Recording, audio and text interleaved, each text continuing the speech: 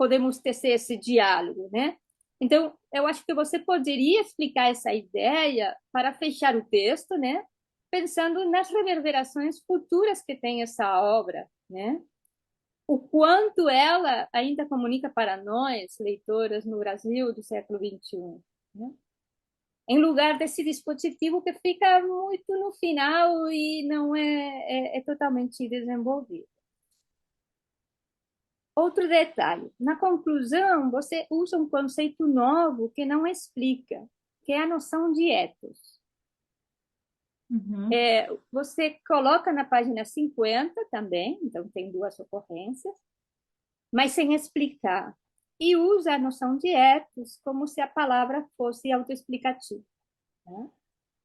E eu acho que a noção de ethos como imagem autoral, que surge apenas do enunciado da obra, ela é trabalhada pela análise do discurso e pela tradução e mereceria ser um pouquinho mais explicada, nem que seja num parágrafo, né?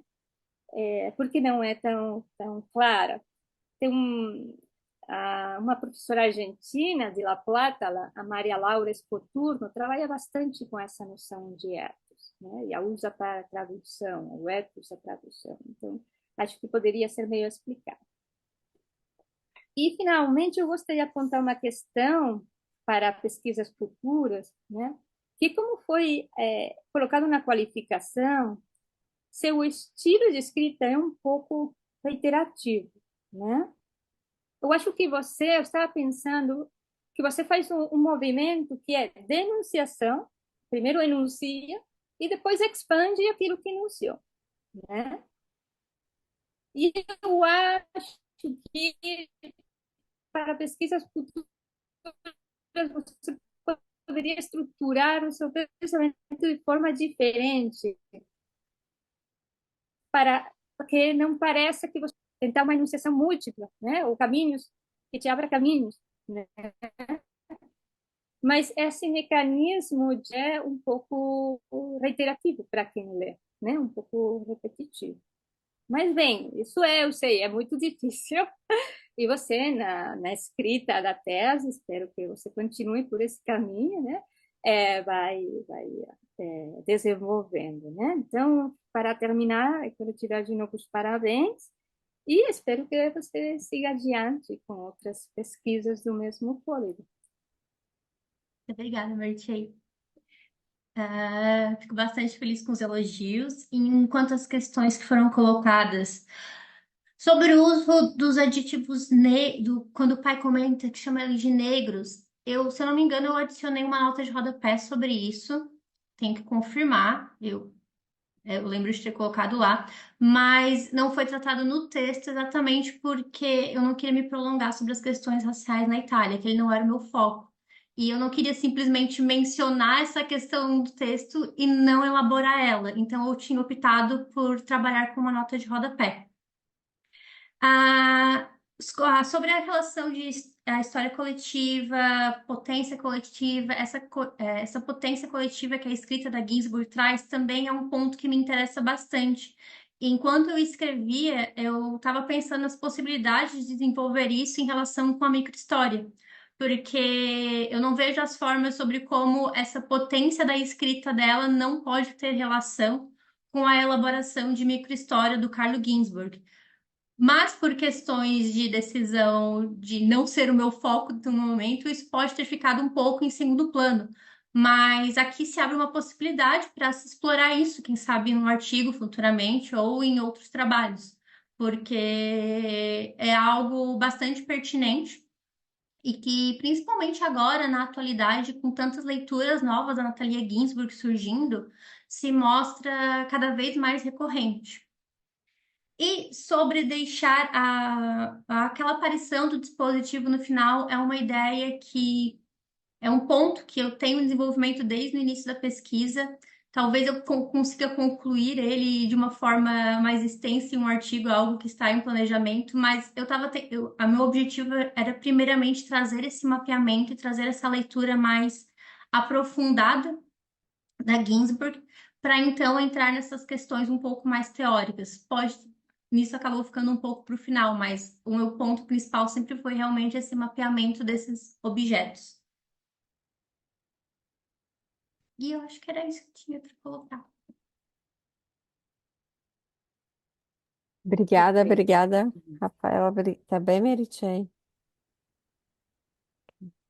É só uma coisa, o estudo que a professora Silvia Cattoni fez recentemente, e tem já uma publicação sobre a Natalia, é justamente pensando a Natalia a partir também da microhistória do Carlo Ginzburg, e pensando essa relação deles, que passa não só uma relação de laço afetivo, familiar, mas é uma relação que passa depois para um laço das palavras e da própria escrita. Mas depois eu passo os dados. E talvez, Rafaela, seria interessante se você depois pudesse conversar com a professora Silvia Catoni. Mas então, agora estamos conectadas com a professora Suzana Scramin, que caiu, mas voltou.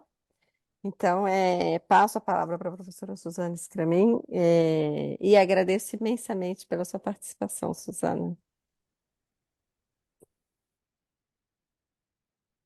Microfone.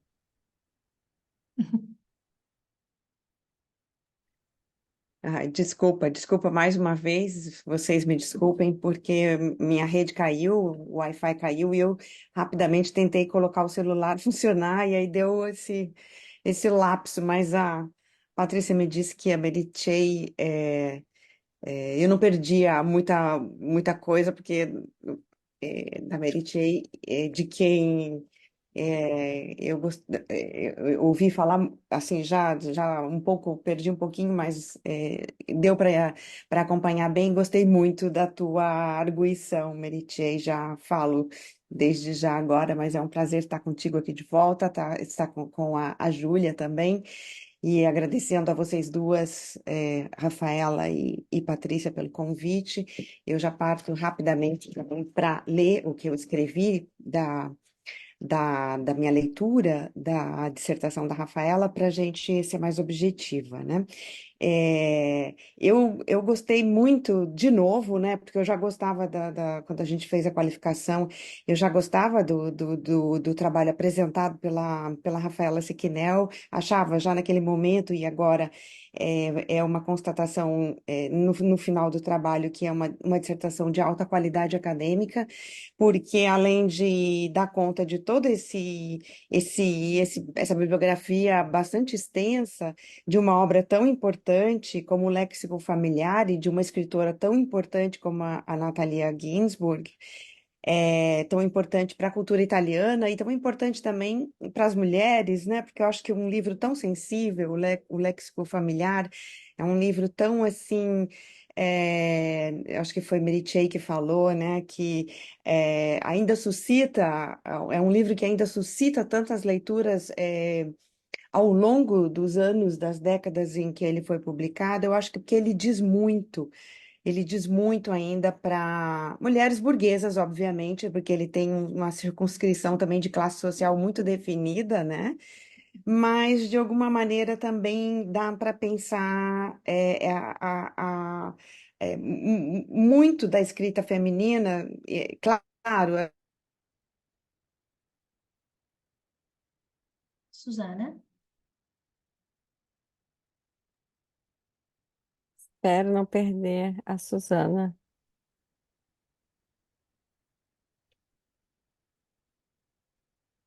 Gente, acho que do a gente. tá escutando? Deu algum Agora problema? voltou, agora voltou. Ah, escutaram eu falar que poderia fazer também uma ligação com a Carolina Maria de Jesus, outra, outra, outra classe social, né? Uma classe social bastante diferente, mas também com uma escrita pensada a partir de um ponto de vista político e do interior da casa, né? Além de Clarice Lispector, óbvio que tem mais semelhanças por causa da classe social. Mas, enfim, gostei também, Rafaela, de como você respondeu às duas professoras que fizeram a arguição. Eu acho que você tem domínio do seu trabalho, porque você fala bem do seu trabalho, você defende bem o seu trabalho. Acho que isso é um ponto muito positivo para você e vejo você como, assim, já uma pessoa em estudos de doutorado. Eu não sei se você já fez a seleção para o doutorado. Não. Ainda Mas eu já te vejo fazendo doutorado, porque eu já te vejo como uma professora, uma pesquisadora, porque eu sinto na tua conversa com as professoras para se defender, defender o teu trabalho, não se defender, né? Defender as perguntas que elas estão fazendo para o seu trabalho. Eu acho que você dá conta, como você deu conta da extensa bibliografia sobre a Natalia Ginsburg. E apesar de tudo isso, né, de estar tratando com um medalhão da literatura italiana, porque mesmo sendo mulher, mesmo sendo isso, mesmo sendo relegada a um lugar secundário em relação ao resto dos homens da família, ela tem uma posição social privilegiada no sentido de ser pertencente a uma classe social da burguesia. Apesar de tudo isso, eu acho que você ainda faz uma leitura singularizada dela para além do medalhão, né?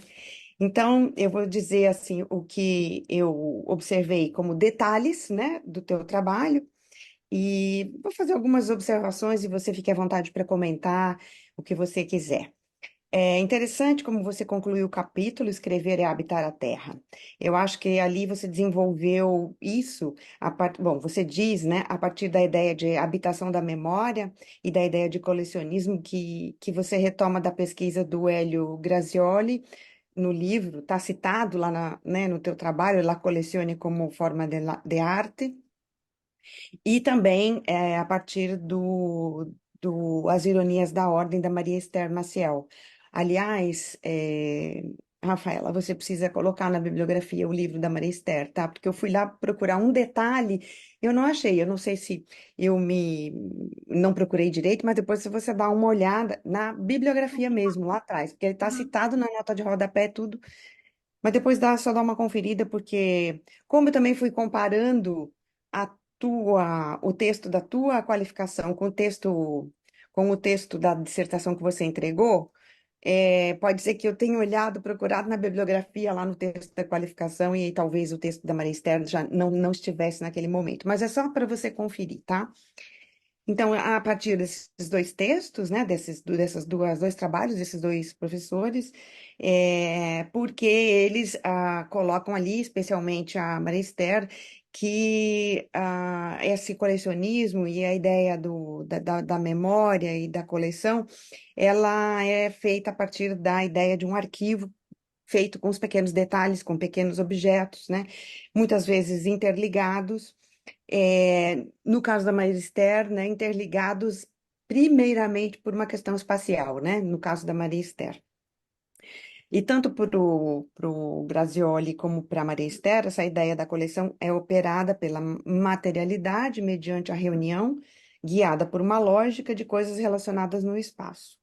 E você desdobra essa abordagem deles dois com a inclusão de uma certa irracionalidade do resgate, via Walter Benjamin, com o ensaio do Desempacotando Minha Biblioteca, que acontece, essa irracionalidade do resgate acontece pelo acaso, né?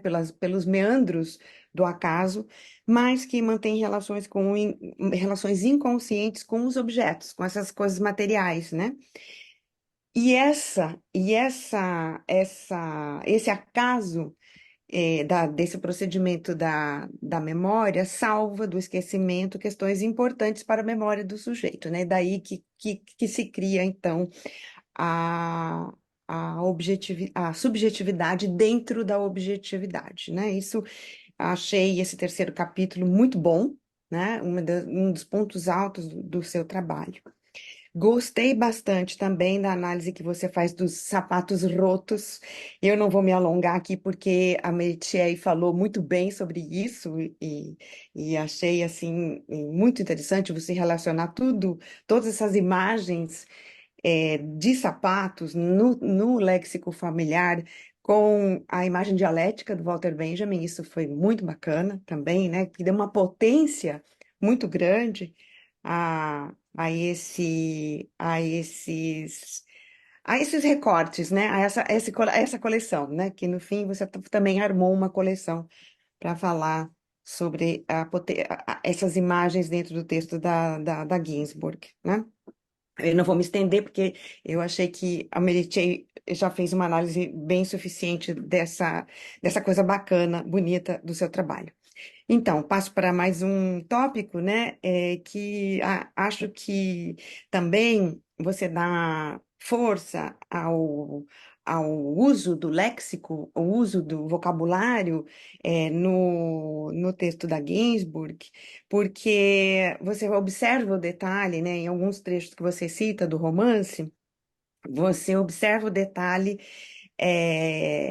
da diversificação que ela faz desse léxico, né?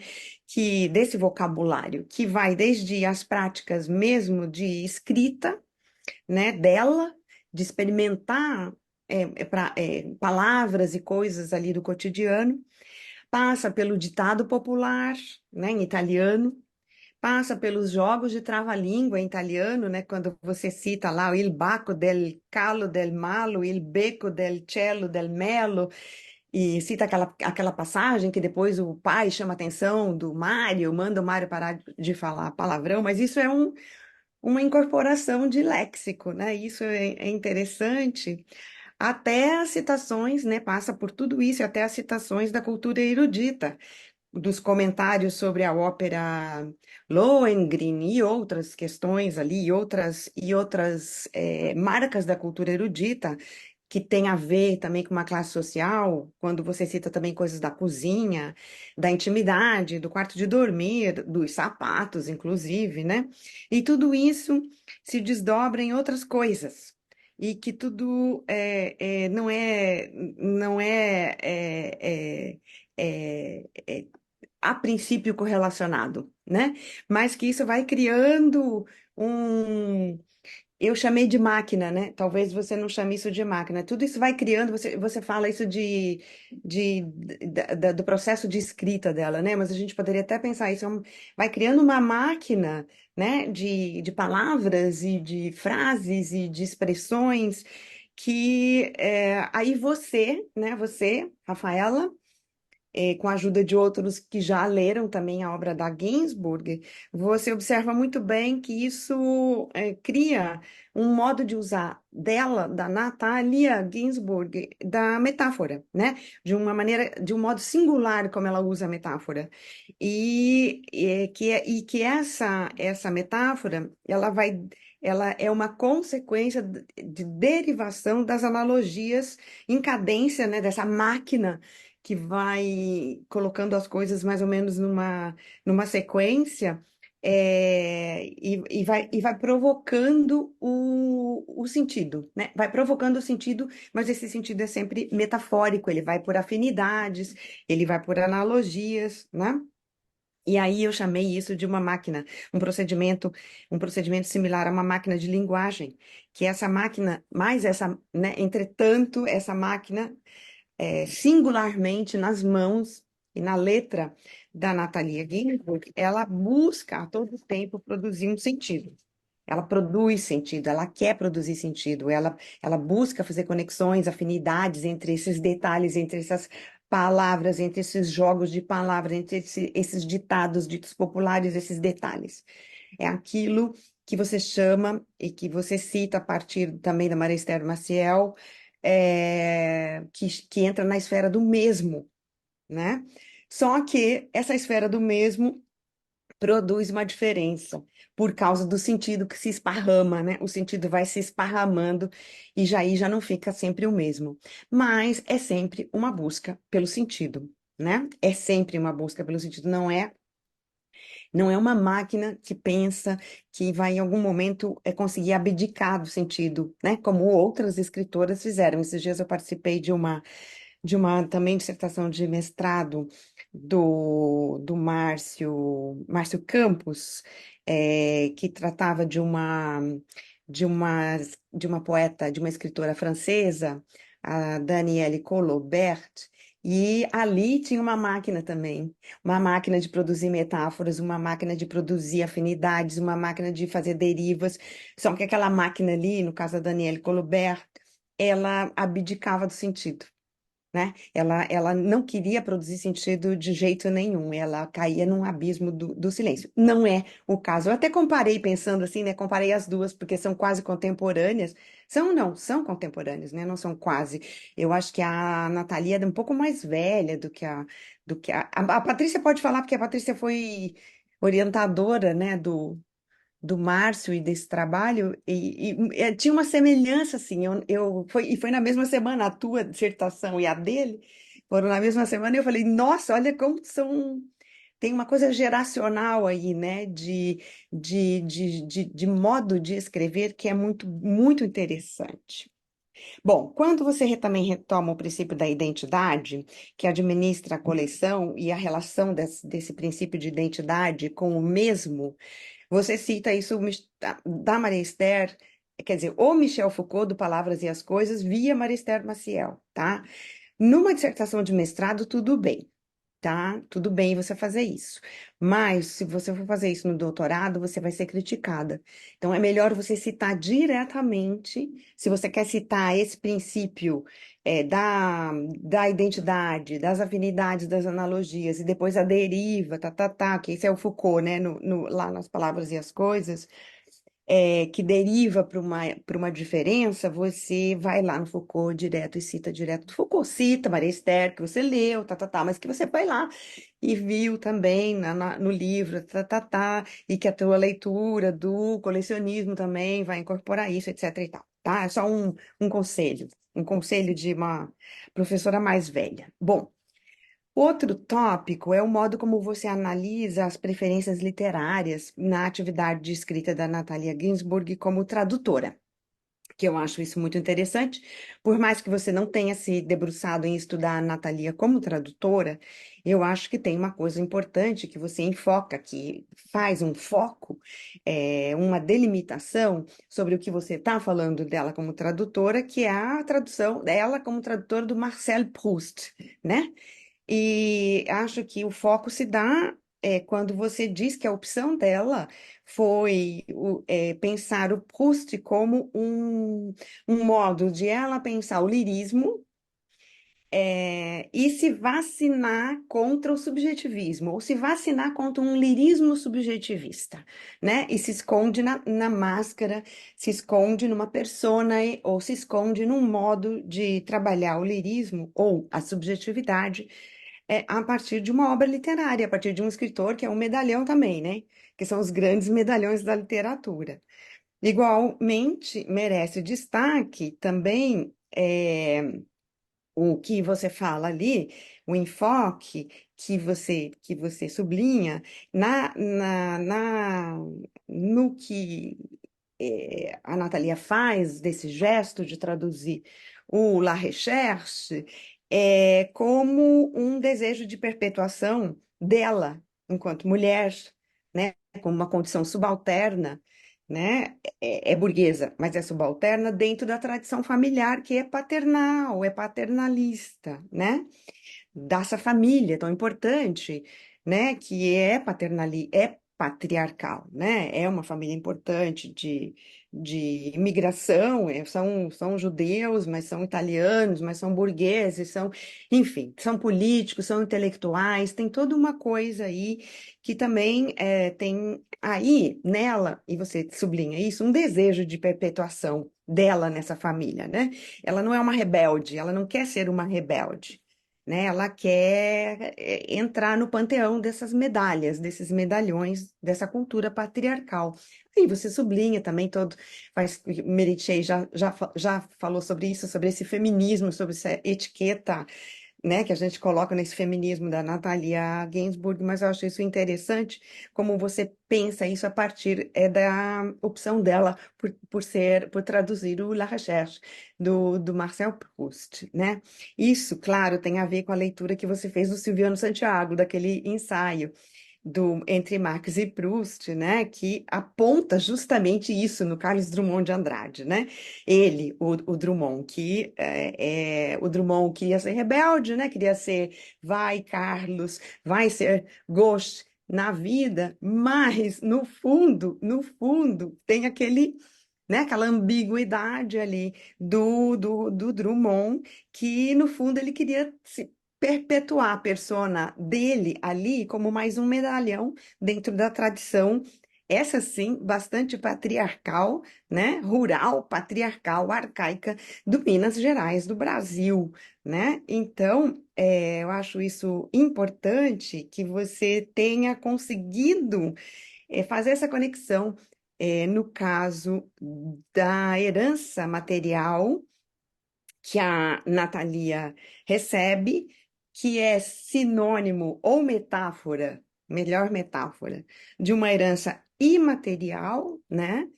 Que faz com que ela não seja assim, não queira ser uma pessoa, não queira produzir uma escrita rebelde ou fora da linha ou na deriva, gauche, né, em relação à tradição da família na qual ela está inserida, né? Então fica aquela coisa meio ambígua e você percebe muito bem isso no texto do Silviano Santiago quando ele fala do Carlos Drummond de Andrade. É interessante também pensar como isso é uma coisa de tempo, né, de história, porque essas imagens que você falou, que você recupera do texto da Natalia e coloca como título dos seus capítulos, e que você, né, mostra para gente que essas palavras são palavras que vêm, léxico da Natalia, eles são léxico também do Carlos Drummond de Andrade, né? Terra, né? Habitar, cultivar a terra, né? É léxico também do Carlos Drummond de Andrade. Isso é muito, muito interessante, essa conexão, que como eu fiz essa conexão com essa poeta escritora francesa, Danielle Colobert, eu nunca pude também deixar de fazer as conexões com o Drummond, porque as palavras, esse léxico é muito parecido também, tem muitas semelhanças entre si, né? E também vem do Proust, né? E também vem do Proust, e veja como o Carlos Drummond de Andrade também era um leitor do Marcel Proust, né? Vem também essa coisa do habitar, essa coisa da terra, a coisa da família, a coisa do léxico, também vem, esse vocabulário também vem do La Recherche, tá? E não é à toa que o Derrida, no monolinguismo do outro, vai utilizar também desse léxico, porque o Derrida tem um capítulo lá de habitar a língua, né? Habitar é o verbo que o Derrida utiliza para falar da, da impossibilidade, do paradoxo da aporia da língua materna, como uma coisa fechada na coisa do sujeito fechado e individuado em si mesmo, né? Então, tudo isso tem a ver com léxico, né? E é muito bonito todo ver a tua capacidade de lidar com tudo isso. Isso foi, para mim, foi muito satisfatório. Bom, me pareceu também uma opção interessante a alteração do título da dissertação, que no lugar de substantivo a escrita, como tinha na qualificação, você substituiu pelo verbo escrever, né? Isso também demonstra a tua maturidade com o trabalho, né? A tua reflexão, a reflexão desde aquele momento da qualificação até escrever definitivamente o trabalho, né? E funcionando assim como quase que saindo da materialidade da escrita e indo para uma ação, um movimento, um trânsito, quando você opta por escrever, né? Então, sai da materialidade e entra no movimento de uma ação, né? Me pareceu também importante, já no título, você anunciar a circunscrição do objeto de análise da tua dissertação, que você, então, colocou já e anunciou que era o léxico familiar, né? Era o romance, o léxico familiar que ia ser trabalhado e não a obra da Natalia Gainsbourg, como estava na qualificação. Isso foi uma decisão acertada de vocês, né? E acho que também, como a Meritxell já falou, não vou me alongar também, a discussão sobre o dispositivo me pareceu. Eu não consegui entender muito bem o que você queria dizer com a presença, o que você queria fazer com a presença desse conceito. Será, eu perguntei aqui, escrevi, né? Será que o dispositivo é alguma coisa relacionada a um procedimento de captura do objeto? o dispositivo funciona como uma captura desses objetos para formar depois, então, a coleção? Aí eu fiquei sem entender, mas talvez, né? Bom, a Merichel já falou disso e eu concordo com ela nesse sentido. Bom, finalizando, parabéns, tá, Rafaela? Tá muito bem escrito o trabalho. Tem algumas coisas ali que as minhas colegas que me antecederam já observaram que para você arrumar, mas no geral o teu trabalho está muito bem escrito, está muito bem pensado e está muito bem organizado, né? E acho que tem uma coisa que eu percebi no final, assim, terminando de ler, eu pensei assim. Acho que a Rafaela tem quase que um processo de mimetização dessa máquina da escrita que eu vi na Natalia Ginsburg, né? Que você também, não sei se você já pensou nisso, também você vai deslizando de uma coisa para outra, de uma palavra, de um tópico, não uma palavra, mas de um tópico para outro, como se também tivesse já percebido que a máquina da Natalia também funciona assim. Mas mais uma vez, meus parabéns e tá muito bem escrito o teu texto. Obrigada. Obrigada, Suzana. Obrigada pelos comentários. Eu gostei bastante desse comentário sobre o Carlos Drummond de Andrade, porque eu tenho conhecimento da obra do Drummond, mas não tão extensa assim. Enquanto eu estava fazendo a pesquisa, me acendeu essa possível relação entre ele e a Ginsburg em dois pontos.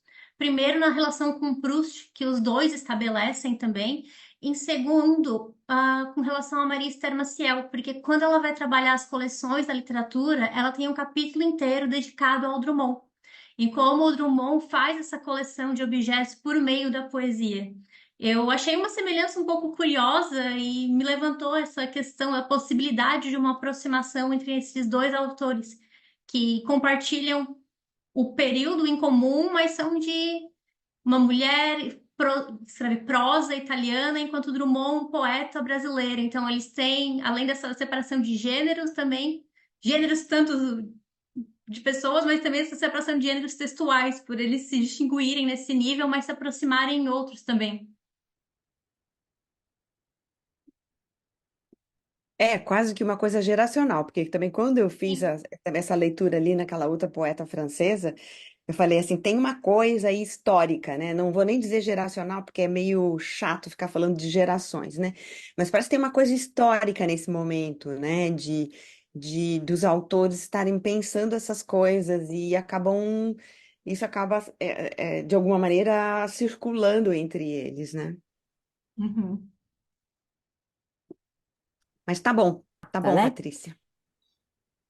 Ao 28º dia de março de 2024, às 14h30, via Zoom, reunida a comissão examinadora constituída pelas professoras doutoras Patrícia Petterli, Meritxell Hernando Marçal, Suzana Scramin e Júlia Scamparini, realizou-se em sessão pública a defesa de trabalho final de dissertação de Rafaela Vieira Sequinel, na área de literaturas, intitulada Escrever a partir do detalhe, uma leitura de léxico familiar.